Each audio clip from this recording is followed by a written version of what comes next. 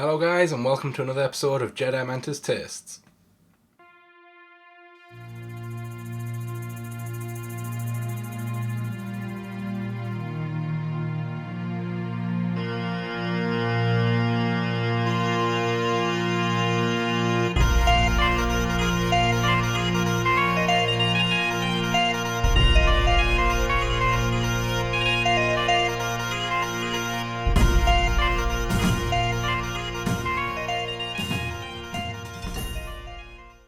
And today, as voted for in the poll by you lot, the Old Pulteney. It's also known as there's at the bottom of the bottle here, the Maritime Malt. Don't know if you can see that. And the Pulteney Distillery, which was founded in 1826 by James Henderson, is the most northerly distillery on the mainland Scotland, in the town of Wick, which if you look on the map here is right at the top here, very high north. The town of Wick, which was once known as the herring capital of Europe. And the distillery was then bought by James Watson in 1920. And following that in 1922, following a majority vote in the local ward, Wick became a dry town with a complete ban on alcohol licences, and that remained in force for 25 years to the day, which was twice as long as the prohibition in the United States. And because of that, every year on the 28th of May, Wickers, as the people of Wick are known, celebrate the repeal of the law with a wee dram or two. A date I'll probably add to my calendar, and I'll join them. Why not? Don't need an excuse to drink, but it's a good one. Because of the prohibition, in 1930 the whisky production ceased, and the distillery was mothballed for over 20 years, eventually restarting production in 1952.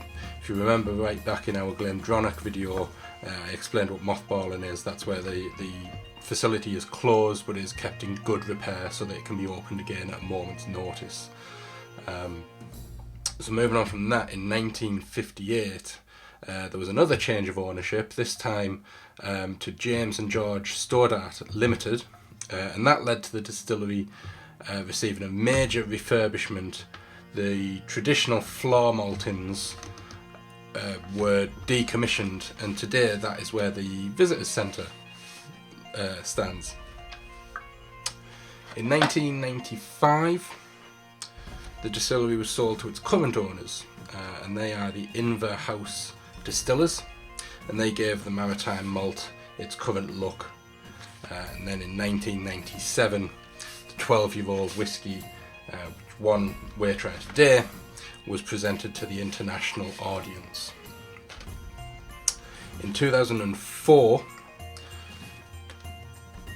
they released a 17-year-old whisky, and that followed a year later by the release of a 21-year-old. So those two, along with the 12-year-old here, they now form the Pulteney's core range. They do offer a range of tours, which are available to book through the distillery's website, which there'll be a link up here, and feature what is undoubtedly the talking point of the tour, which is the still room. And that is because it features a wash still that defies convention. It doesn't have what they call a swan neck, and the stories suggest that the reason for this is when the still was delivered, it was too tall for the still house, and the manager at the time simply decided to cut the top off. And the resulting shape is known as a smuggler's kettle, and it contributes to the distinctive style of the whisky, which we will find when I taste it. The website, interestingly as well, it's the first time I've seen this on doing this series where I've looked into the websites. They offer information on food pairing, so you can match a food to the whisky that you're drinking. There is a recipe on there. It's a little video embedded into the website. You can watch that and learn how to cook it, for nori rice cracker with cured salmon and seaweed salad. It's not something I would be interested in eating, but if you like your salmon, you like your seaweed, head over to the website and have a look at that and match it with your whiskey, and it'll mesh together much nicer. You'll appreciate everything a bit more. Also, through looking at the website, this particular whiskey, the 12-year-old, goes fantastically well with white chocolate or fudge. So if you're just having something to snack and you want a whiskey to go with it, if you're having white chocolate or fudge, Old Pulteney 12-year-old. The distillery themselves are very much committed to honouring and celebrating the achievements of sailing communities, and in 2012 they launched the Old Pulteney Maritime Heroes Awards, which recognise and reward the outstanding passion and commitment of the often unsung members of such communities.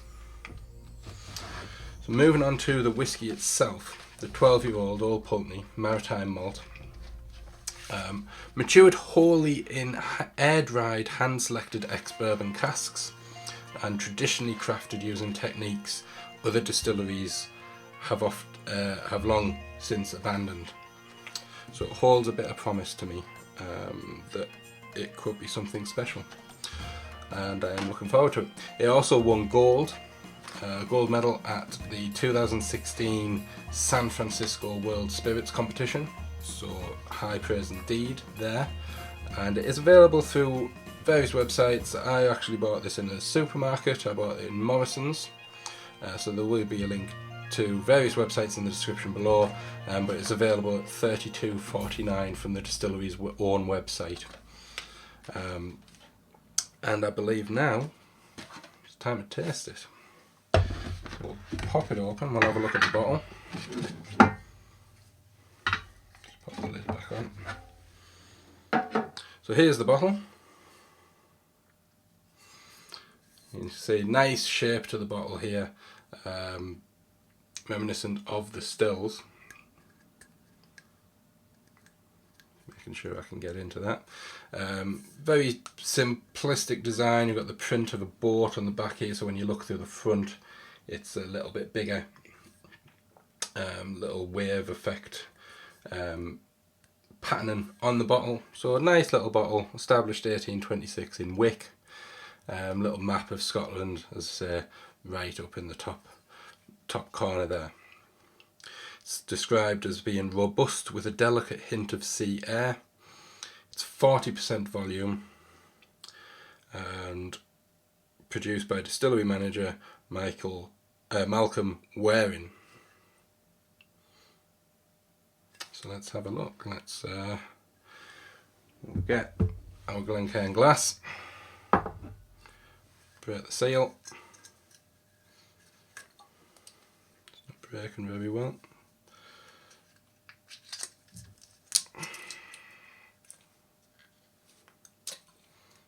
There we go.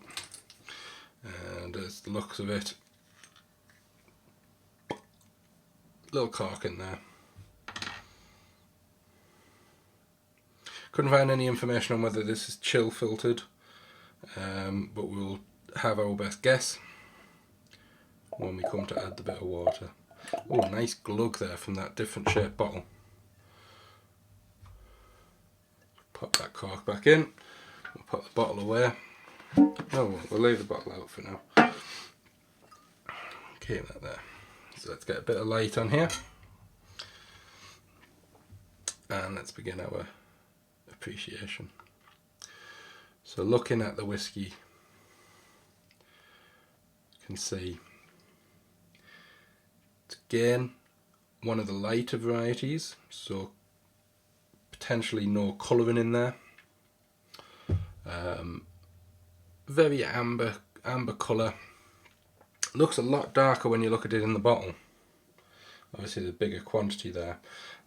Looking in the bottle, there's an almost reddish pink hue or hint to the colour, but when you have it in the glass, you're looking more an amber, almost copper sort of look to it.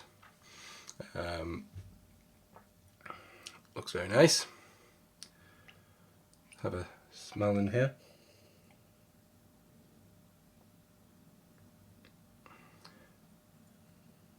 That's a very complex smell.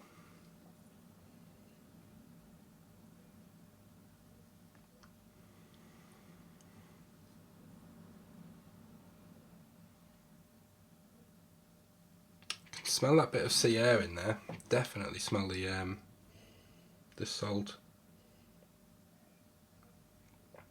Almost fruit cake sort of smell in there.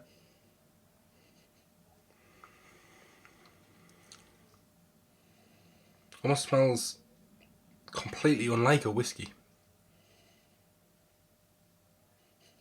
I would maybe even go as far as it smells more like a brandy than a whiskey.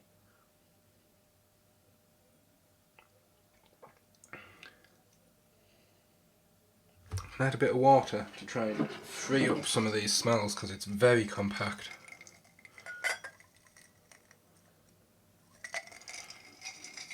That's all we're going to need. So looking at that, it might be chill filtered. They normally say if they're not. That's a bit better. A lot looser. Maybe a little hint of spice in there along with the salt. Bit citrusy. Bit of lime in there.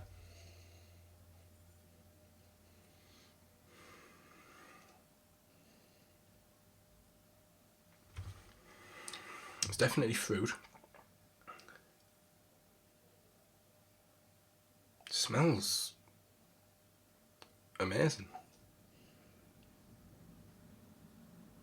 It smells very different to anything I've had before.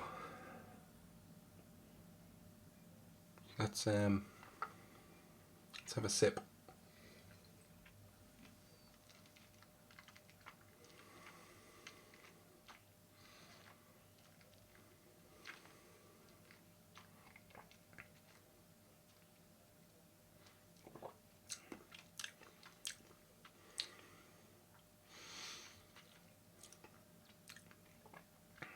It's got a hint of spice, very smooth.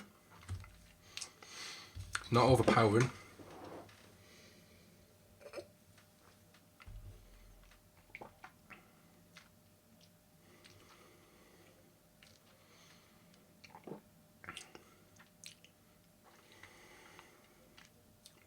It's quite dry. Hints of honey in there. It's a very long lasting finish.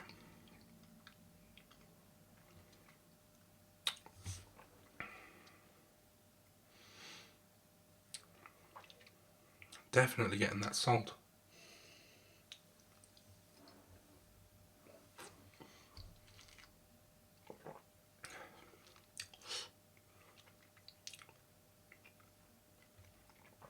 It's a little bit fruity.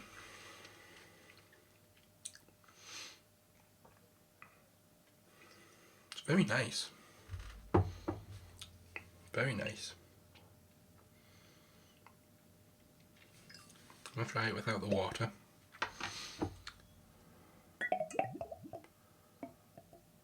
Don't know if you can hear that glug. It's a very deep glug sound as it comes out. Maybe a bit much, never mind.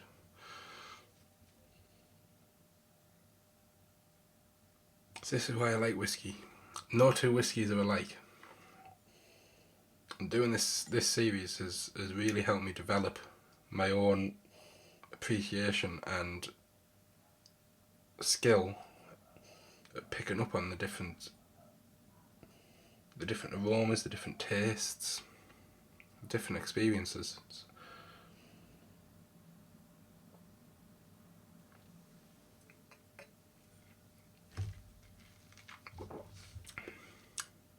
Oh, that's very different without the water.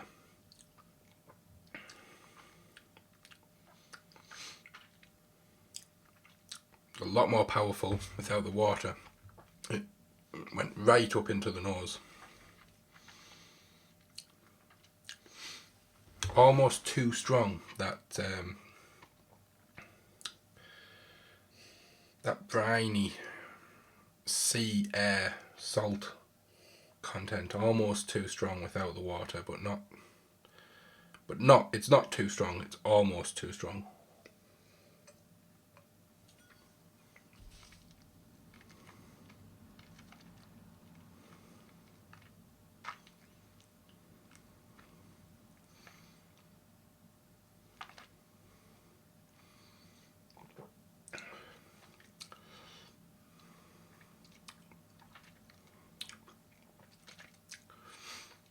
Still smooth. It's more the aromas that are punching about the mouth when you have it in your mouth. It's not the strength of taste.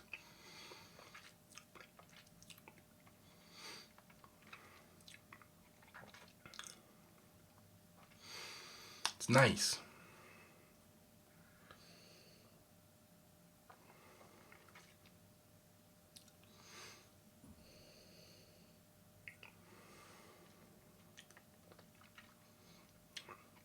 The sea air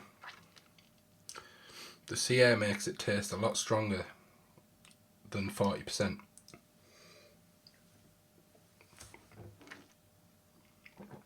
Maybe a hint of smoke in there. Not too much, just very small hint, just on the end note. Maybe a little hint of smoke. I can tell it's a bourbon cask, but that the briny sea air that the casks will be dried in, very prevalent indeed. It says delicate hint of sea air. I think it's almost overpowering. It's very complex flavour to it. Still getting that taste now, on the back of the tongue.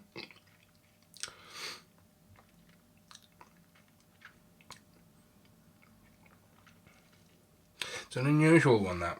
It's very unlike any whiskey I've had before. But that's not to say that it's nasty, as in fact quite the opposite. It's very nice. I like a different whiskey.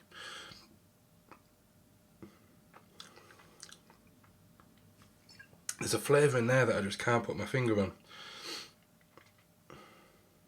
It's hidden behind the salt, the almost honey-like taste. There's something sitting there, and I can't quite put my finger on what it is. It's a bit of a mystery whiskey, that one. I like it though. I do like it. Maybe not for everyone, that one. It's quite strong in taste, not in strength of whiskey, because it's only 40%, so it's a standard strength for a single malt. But in terms of flavour, it's quite strong, so it's maybe not for everyone. That being said, Whiskey Exchange, you can order sample bottles. So if you're interested in trying it, I would go for that. I wouldn't go straight for the full bottle. So I would order a small bottle, have a taste, see what you think, because it is very different. Very different.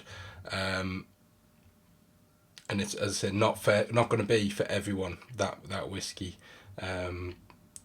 People I usually drink whiskey with, don't think they'll like that one. I will offer it to them, but I'm not expecting them to really like that one. Very different. So that's my verdict. It's a very nice whiskey, but a little different, so not for everyone. Next week, and again, there will be a poll up in the corner here. I will put the Hague Club back onto the vote, along with a couple others. There'll be 2 or 3 different options up there. So take a bit of time, just click that I and vote, see what you want. Also, if you're following me on Twitter at the Jedi Mantis, links down below. the poll will be there as well for what you want me to see taste next week. And that is just about it. All that's left is for me to say thank you very much for watching this week. Thank you for watching any of my videos. I appreciate all the views that I get, all the feedback, all the likes. So thumbs up the video if you've enjoyed it. Hit the subscribe button if you want to make sure that you don't miss any of my videos. There's still gaming videos coming out. I've had a tough week this last week, so there's not been as many coming out, and so that's why it's been a bit quiet on my channel. But hopefully I'm getting into some sort of regularity again, where we'll be able to keep bringing the videos out at a regular time. So thank you again, and if you want to just click into this box here, this one here will take you to one of my other whiskey videos. I haven't decided which one yet, probably the Glenfiddich. That one has been my most successful video I've released to date. I really do appreciate every view I get on that, as well as any other video. So thanks again. Stay tuned for next week, and come back again next week for more gaming videos as well. Thanks for watching, everyone, and I'll see you next time. Bye.